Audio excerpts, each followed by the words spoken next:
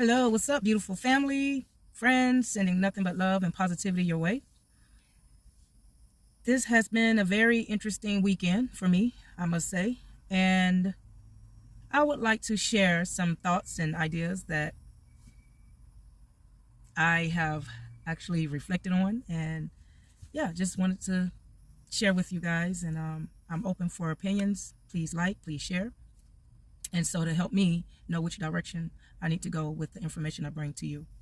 So I just, as you already know, I'm still in the process and going through some challenges and changes within my relationship. In the process of divorcing, put in a lot of years with this person, 26 years, and unfortunately, right when we reached a certain peak in our lives, things started changing, and becoming more toxic and damaging between us two, to where it seems like nothing we did could help reconcile the differences that we had.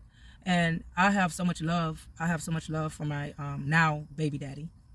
And I feel really, really, really, no, I sympathize, because I know, being a black man in this world, being under a lot of pressure, being responsible for trying to be a leader of a home and family, I know it doesn't come easy at all, especially when you don't really have the best role model. And the same goes for me too. I didn't have the best role models, but I still pushed through. I tried to figure it out. I tried to study it out and pray it out and all of it. But sometimes it's out of our control. Sometimes people come into your life for a season, for a reason, and then, you know, sometimes rejection is God's protection. And that's just how I see it. The thing is, when we know better, we do better. And that's just the philosophy I really stand on.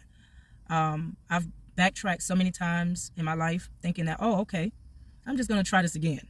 And when you keep doing the same thing over and over and over again and getting the same results, that's considered insanity.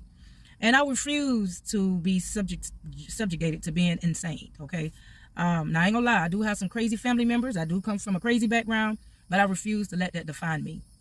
Speaking of that, I recently had a discussion with one of my coworkers about Easter. And of course, we know we're in Easter weekend. It's that time. And she was very excited. She was talking about, taking her children to go egg hunt. She was very, just enthused, trying to go and get them some outfits and things like that. And I know she wanted me to kind of be excited with her, but I've done that. I did it with, all my children, and I have a good crew size of kids. And to me, yeah, it may be fun. I don't want to sound like the Grinch of Easter, but when you learn more about the history behind certain holidays and different things like that, it's like your motivation kind of go from here to all the way down here. Because when you're learning about holidays, then you start learning about your ancestors, then you start learning about energy and spirituality, and all of that goes hand in hand. I think I mentioned in another video, you can go and approach somebody, and if your attitude is funky and you just want to be bitchy and things like that, depending on that person energy level and how grounded they are, you can transfer that same energy onto someone else. When you are full of negativity and trying to game on people and rip people off and use people's body and all that kind of stuff, that energy get transferred. So if we don't be careful, when we know the information, we have to protect ourselves spiritually, physically, all across the board. But back to the story. So when she was talking about, the egg hunting, I was telling her, well, listen, I said that a lot of us like to pick and choose what we want to focus on and what we want to leave behind. And you can't, when it comes down to religion and history, you can't pick and choose. All of it come together. If you're going to be excited about Easter, then you might as well be excited about the Greek and Roman Empire and how they handle African American people. At the time, we were called something else, but just to give you a simplified example, they did not have respect for colored people. They did not have respect for people that look like me, darker than me, lighter than me, but tied to African descent. They did not have respect for us. And a lot of the stories that have been passed down from generation to generation have been tweaked and revised and full of lies. So when you're talking about eggs, we're talking about fertilizing. How do we fertilize something? It has to involve a semen or some type of cell that can penetrate the egg to make it produce into whatever it is, whether it's an animal or a human. So when we're celebrating Easter, it doesn't have much to do with Jesus. It has something to do with a goddess, a sexual goddess. I think, if I'm not mistaken, Ishtar. These are goddesses that Greeks and Romans tried to put a lot of worship and energy into. And with that being said, she was all about, sexuality. And the rabbit represent sexuality as well. That doesn't have anything to do with Jesus. There was no eggs hanging around him when he was on the cross. It was not any rabbits coming to visit him when he was on the cross. It does not go hand in hand. This was just something that was added to worship the newness of the year, because this is truly the real new year, and sexuality and the reproduction. That's why a lot of animals, you find they're giving birth and things like that. And they just kind of switched it up and cleaned it up and made it to where, now we see, oh, it's just fun. It's so cute. We get to go egg hunt. It's similar to all other holidays. It's either got something to do with sex or it got something to do with death. That's it. And then you eating a whole lot of unhealthy foods to get you comfortable with celebrating what you're celebrating, or drinking until you out of your mind. As far as Jesus dying on the cross, I'm still searching for the original information in the book, the good book, the Bible, saying that Jesus died on the cross. I know it states that he gave up the ghost, but it does not state that he died on the cross. As a matter of fact, it does state that while he was on the cross, he was given myrrh and aloe. These are two types of herbs and different plants that heals the body. So it's just really weird that one minute they sticking him and nailing him on the cross and torturing him, and at the same time they trying to keep him alive. That's the whole purpose of healing herbs, is to help you feel better. So I'm gonna let y'all take that and do as you please with that. Also, I would like to say that we're all sinners. We're all some backsliding heathens, whether we want to face it or not. And I say we're all, because America is founded on religion. That was the thing that really started off. A lot of the immigrants that came from Europe, a lot of the Europeans, they came over because they were kicked out of their country due to being disobedient with their religious ideas. So when they came over, they started all to create their own independent ideas of how they want to live and how they want to implement laws. Now, they tried to base their laws on the Moses of the 10 Commandments, but honestly, those laws were already created by a African goddess named Maya. She had more than 10, but they just picked and choose what they wanted to present to us so we can be, obedient and follow through. And they also instill fear and all kinds of things. Now, I know that we love our grandparents, we love our mama and our pastor and the sermons, but none of that got anything to do with you living your life and preparing you for all the challenges that you're dealing with. If I just recently watched the movie Sinners, and that movie is off the chain. That right there, whoever put that together, I give them much kudos, because, and I don't want, to be a spoiler of the movie, but it touched on a lot of the challenges that, our African Americans went through back in, it looked like, the 1600s or further. But it also touched on religion, how much we put so much power and energy into religion, into a religious idea that somebody else gave us from a whole nother culture. And it also touched on spirituality and how much energy and how much people that have the gift of taking herbs and different things in our world and growing different things and knowing how to combine them together to create protection. But in other words, they call them a witch. I feel like I would trust a witch to mix something up to mix some concoction up to help save me and heal my body before Western medicine, because it's always a side effect with Western medicine. It's always, when you fix one issue, there's another issue coming behind it. But in that movie, it was just so crazy how a lot of the Bible scriptures was thrown around and spit out and recited and just took as there's no changes behind it. It was almost like if you go to a prison, and you know how the prisoners have the chance to go to a chapel and they sit and they read all the scriptures in the Bible and they trying to ask for repentance and all of that. If your mindset don't change, you just spitting out some words. If your mindset do not change and you don't make the effort to change, you just spitting out some words. And I ain't trying to be rain on nobody parade. I ain't trying to be disrespectful. I ain't trying to be egotistical. I'm just trying to get you to understand. I've been praying, calling Jesus, Yahweh, whoever way I've been calling. And all I know is the only way changes happen in my life is because I decided to get tired and say, fuck this shit. I want some change. Let me get up and try something different.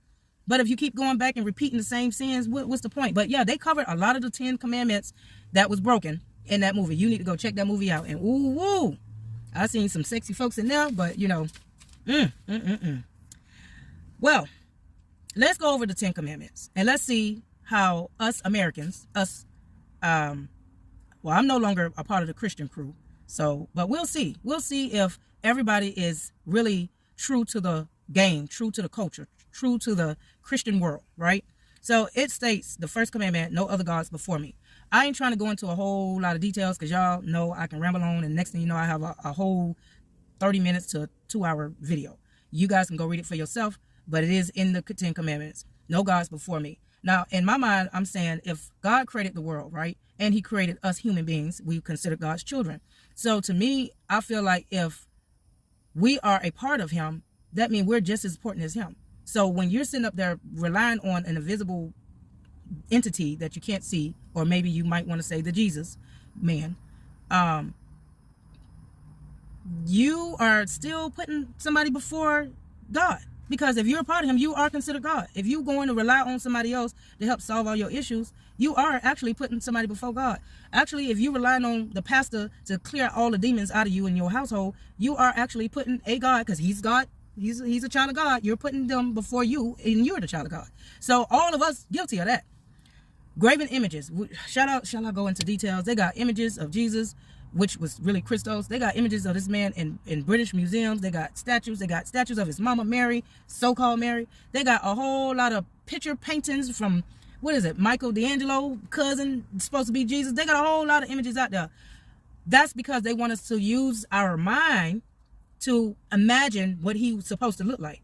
Although it does state that he has wool hair, bronze skin, they still want us to see these images and really put a lot of energy into believing that's what our God looks like. He don't look like, you don't look like him if you don't got no blue eyes and blonde hair. So yeah, you got to make sure you know who you worshiping. Not use his name in vain. People are very opinionated nowadays. Whether you are a holy person, whether you're not, I've heard a lot of pastors get upset and cuss out the God because things ain't going their way. At the end of the day, our words, it can speak life and death into anyone. So hey, what can I say on that? That's just enough. That's enough information as it is. Sabbath day, the Greeks and Romans, they done fucked up the calendar. We don't know if we're supposed to be following the Gregorian calendar or some other type of calendar. Sabbath day is just another day. All right. Honor and respect your mother and father. This is how I see it. There's some wonderful parents out there, and yes, I say give them as much respect as you can, because without them, there will be no you.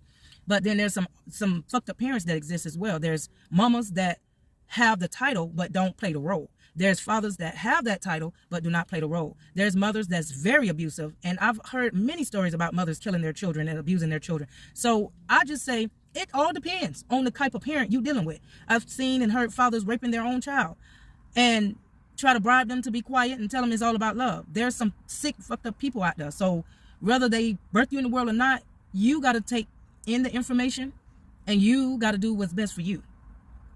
I ain't judging nobody, but I'm just letting you know you got to do what's best for you.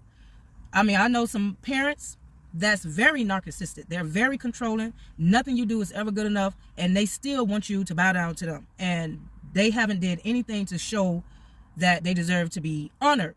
I mean, other than birth you in this world. And half of them was trying to debate whether they should keep you or not, or abort you. It just all depends. It all depends on that situation.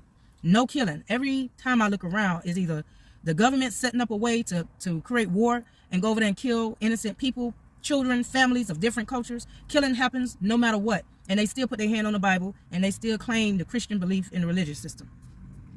But then they have a problem when gangs want to kill each other over the corner or over resources. But they over there doing it too. But they don't get to go to prison. They just get to chill, get benefits, and come home and brag that they saved America.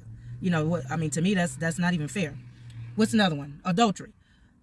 They say don't commit adultery, but it's okay. Based on the Bible, for Moses to go and he was given orders by God to go and rape and kill all the children and people of whoever he was trying to get to and take over their land. Talking about that taking their land makes him owner and the right of the land. Now, I'm not quoting word for word verbatim, but if you go back and read and not try to go off of somebody else's ideas of adding words and taking away words, which that's also a sin as well. You cannot add to the Bible. You cannot edit it. You can't take away, even though it was done over 100 times. You will see that adultery falls right in the same category as rape. The only difference is one is consented and the other one is not. Stealing, they stole land, they stole children, they kidnapped kids, child trafficking, all of that, that's done quite often, especially within the government officials. Jealousy, whenever you see something you want, that's considered jealousy. If you see a commercial come on and they tell you, oh, this is the best food to try, is that considered jealousy? Because you want it?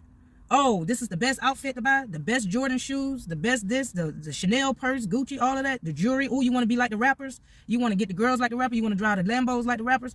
All of that, we idolize that kind of stuff.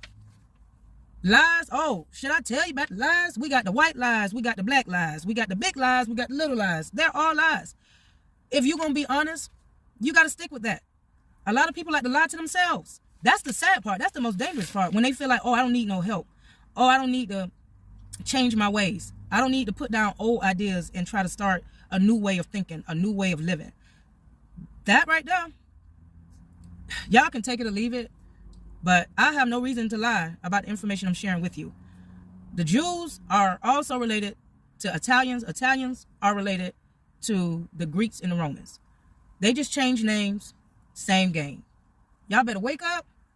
If y'all want to change the way things are going in your life, the struggling, the hidden slavery and racism, you don't want your grandkids to go through that, we got to start putting our foot down and making changes. If you don't want to keep dealing with toxic men, toxic relationships, you can't keep lying to yourself. You got to go back into your past, face your shadow side, and figure out what karma you done develop, or your mama and your grandma done develop, or your grandparents. You got to make changes in order to see change. Because if you keep repeating the same behavior, you're driving yourself insane. With that being said, y'all be easy. I love you. Stay positive. Have a wonderful week. Peace out. What God has for me, it is for me.